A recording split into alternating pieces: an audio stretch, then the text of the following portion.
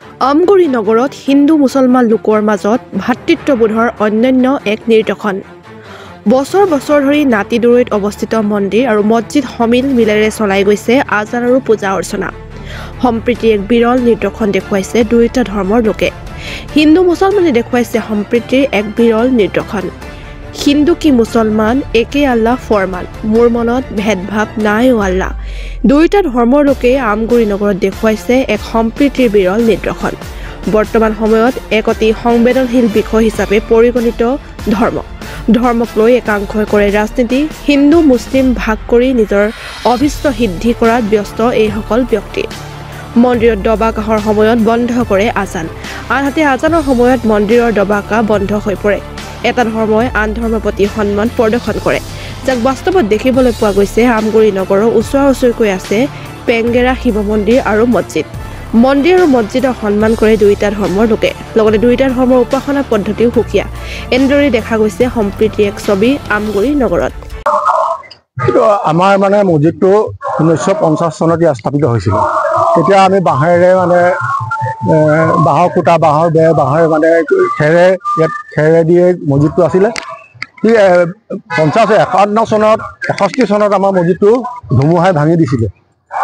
যেতিয়া ভাঙি দিছিলে মছজিদটো, তেতিয়া আমাৰ তেখেতলোকে হিন্দুৱে হওক বা যিয়ে হওক সকলো আহি আমাক সহায় কৰি মছজিদটো বনাইছিলে। ইতিমধ্যে আমাৰ কাম সম্পূৰ্ণ নোহোৱালৈকে এই স্কুলখনত তেখেতলোকে শিক্ষকসকলে আৰু ইয়াৰ সমন্বয় সমিতি আমাৰ ৰাইজ আছিলে, বিশেষকৈ হিন্দু ধৰ্ম বুলিয়ে ক'ব পাৰি। গতিকে তেখেতলোকে নি আমাক তাত আমাক মছজিদটো কমপ্লিট নোহোৱালৈকে তাত মছজিদ তাতে মছজিদৰ কাম কৰিব দিছিলে। গতিকে আমি 2-3টা ঈদো তেনেকৈ পাৰ কৰিলোঁ আৰু ঠিক তেতিয়াৰ পৰা আমাৰ সমন্বয় হৈ আছে। আৰু এই যে মাইকৰ কথাটো আজিলে, এই মাইকটো এইজন মোৰ একেবাৰে বন্ধু লগৰ মানুহ। তেখেতে আমি বুজাবুজিকৈ এদিন এবেলি কি হ'ল, বতাহত মই মাইকটো ঘূৰি গৈছিলে, অলপ ডিষ্টাৰ্ব হৈছিল। তেতিয়া আমাৰ ঘৰটো খোলা একেবাৰে চাউণ্ড আহে, বেৰ নাছিলে, ডিষ্টাৰ্ব হয়। তেতিয়া তেখেতক এবাৰ মই এনেই খালি কৈছিলোঁ কথাটো, তেখেতে নিজে মাইকটো ঘূৰাই নি আকৌ সেইফালে ইটো চাইডে ফিক্স কৰি দিছে।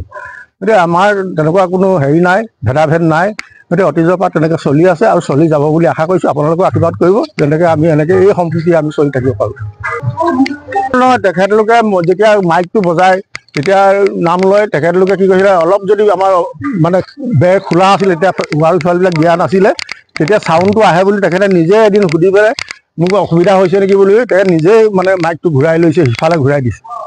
বতাহত ঘূৰিছিলে মাইকটো। মাটিডোখৰ মছজিদটো বনাবৰ কাৰণে এজন মানুহে দান দি গৈছিলে, সেইকাৰণে আজিলৈকে আমি ইয়াত মছজিদ বনাই থিয় হৈ থাকিব পাৰিছোঁ। তেখেতৰ নামটো আছিলে সুন্দৰ আলী। সুন্দৰ আলীৰ কাৰণে আমি আজি মছজিদ এটা পাইছোঁ বা আমি ইয়াত নামাজ পঢ়িব পাৰিছোঁ। আমি তেখেতক শুভেচ্ছা জনাইছোঁ। তেওঁ য'তে আছে তেওঁ বেহেস্তত দাখিল হওক। আৰু এই মছজিদটো বনাওঁতে প্ৰত্যেক জামাতৰ প্ৰত্যেকজনে সহায় কৰিছে। কোনোবাই লাখ টকা দিব পাৰিছে, কোনোবাই 10 টকা দিছে। প্ৰত্যেকৰে ইয়াৰ হক আছে। গতিকে এই মছজিদটো ওচৰৰ মানুহেও আমাক সহায় কৰিছে, এই কাষৰ মানুহখিনিও আমাক পইচা দি মছজিদ বনাওঁতে সহায় কৰিছে। গতিকে তেখেতসকলকো আমি ধন্যবাদ জ্ঞাপন কৰিছোঁ। আৰু এই মছজিদৰ প্ৰত্যেকজন মানুহৰ প্ৰত্যেকটো কথাতে পইচা দি আমাক সহায় কৰে। গতিকে তেওঁলোকলৈ আমি শুভেচ্ছা জনাইছোঁ। আমাৰ আমগুৰিত তেনেকুৱা এটা বিশেষ পৰিৱেশ নাই। আমাৰ ইয়াত হিন্দু মুছলিম বুলি কোনো কথা নাই। আমি সকলোৱে ভাই হিচাপেই ইয়াতে তেখেতসকলে আজান দিয়ে, আমাৰ তাতো পূজা পাতল আমি সমান্তৰালভাৱে আৰু নিৰ্দিষ্ট সময়ৰ মতে আমি কামখিনি কৰি আমি আনন্দিত। আৰু এইভাগে আমি সদায় চলি থাকিবৰ কাৰণে আমি যত্ন কৰিম বুলি আমি মনতে দৃঢ় সংকল্প লোৱা নিচিনাকৈ আছোঁ। তেনেকুৱা কথা নাই বিশেষ। তেখেতসকলৰ আজানৰ এটা সময় থাকে, আমাৰো এটা নিৰ্দিষ্ট এই পূজা পাতলৰ সময় থাকে। আমাৰ দবা মৰা সদায় 3 সন্ধ্যাতে আমাৰ দবা মাৰোঁ, আৰু তেখেতসকলে আমাতকৈ ঠিক 15 মিনিটমান আগতেই এই আজান দি শেষ কৰে, আৰু 15 মিনিটৰ পাছত আমি আমাৰ দবা শংখ বজাই আমাৰ নিত্য কৰ্মখিনি কৰি থাকোঁ। সেইটো আপোনালোকে নিজৰ চকুৰে দেখা পাইছে।